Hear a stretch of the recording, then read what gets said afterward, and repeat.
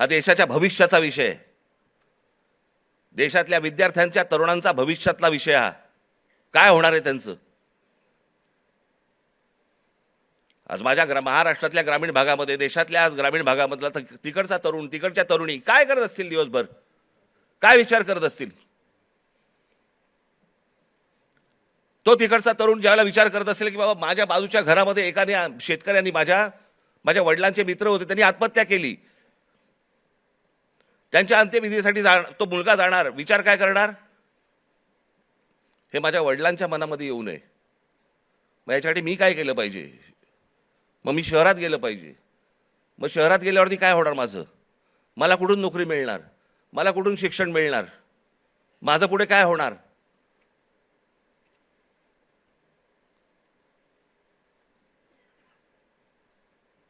आज शहरांची परिस्थिती बघा. या सरकारने येऊन सांगितलं होतं आम्ही स्मार्ट सिटी करणार. कुठे आहेत त्या स्मार्ट सिटीज? आमच्याकडे रस्ते, पूल, जे काय ब्रिजेस जे काय बांधले जात आहेत, आपण त्याला विकास म्हणतोय. आपली शहरं ही राहण्यायोग्य आहेत का? इथपासून सगळी सुरुवात आहे ना. जर शहरातल्या लोकांना राहायला जर समजा त्रास होत असेल, तर महाराष्ट्रातल्या, देशातल्या ग्रामीण भागामधनं जी लोक शहरामध्ये येत आहेत, कुठे राहणार आहेत? काय होणार या शहरांचं?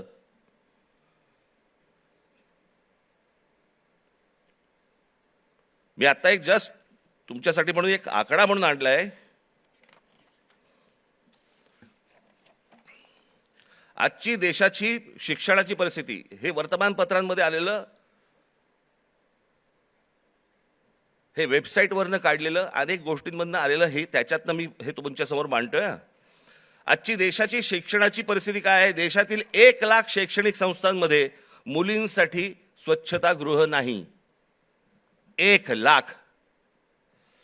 15,000 शाळांमध्ये पिण्याच्या पाण्याची सुविधा नाही. 2004 मध्ये 8,00,000 शिक्षकांची पदे जी रिक्त होती, ती 2026 मध्ये ही संख्या 10,00,000वरती पोहोचलेली आहे. शिक्षक हवे आहेत 10,00,000. 23ला जॉईंट एंट्रन्स एक्झाम परीक्षार्थ्यांसाठी फक्त 1,00,000 जागा उपलब्ध आहेत. 2014 मध्ये 3,00,000 विद्यार्थी परदेशात शिक्षणासाठी गेले होते. 2014ला 3,00,000. तर 2026 मध्ये ही संख्या 9,10,000वरती पोहोचली. आज इतकी मुलं परदेशात जात आहेत. का परदेशात जात आहेत? मी 2014 साली मी एक डॉक्युमेंटरी केली होती, छोटीशी एक फिल्म केली होती 16 मिनिटाची. आपण जरूर बघा, यूट्यूबवरती आहे.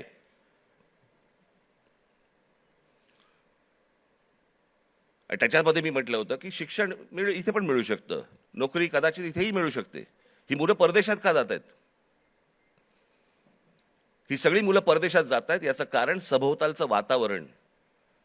मी माझ्या घरातनं बाहेर पडल्यावरती मला आनंद मिळाला पाहिजे की मी काय शहरामध्ये राहतोय, काय सुंदर रस्ते आहेत, काय चांगले फुटपाथ आहेत, काय चांगल्या बागा आहेत, काय चांगली मैदानं आहेत, स्पोर्ट्स कॉम्प्लेक्स आहे. मला प्रत्येक गोष्टीला वाव आहे.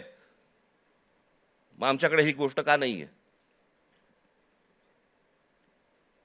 आज कित्येक चित्रकार, कित्येक खेळाडू आज आमच्या ग्रामीण भागामध्ये आहेत, वावच नाही. काय करायचं पुढे माहिती नाही, कोणाला भेटायचं कल्पना नाही. हे जे सगळं साचलंय ना, हे साचलेलं सगळं बाहेर येतंय.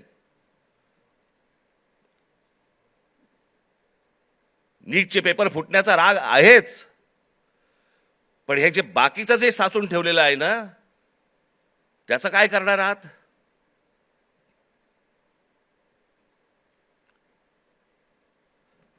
दोन 2014 मध्ये परदेशातील शिक्षणावरती भारतीयांनी, परदेशात जे गेले लोक 2014 मध्ये, त्या भारतीयांनी किती पैसे खर्च झाले त्यांनी स्वतःहून जे खर्च केले, म्हणजे आपल्या देशातनं जे बाहेर पैसे गेले ते किती गेले? तर ते 79,500 कोटी खर्च झाले. 79,500 कोटी. आज हा खर्च वाढून, आज 2026 मधली गोष्ट बोलतोय, कितीवरती गेलाय? तर तो 5,85,000 कोटीवरती गेलाय. म्हणजे 5,85,000 कोटी हे आपल्या देशातनं आपली मुलं बाहेर शिक्षणासाठी गेलेत, त्यांच्या आईवडिलांनी जो खर्च केलाय तो 5,85,000 कोटी आपल्याकडनं परदेशात गेलेले आहेत.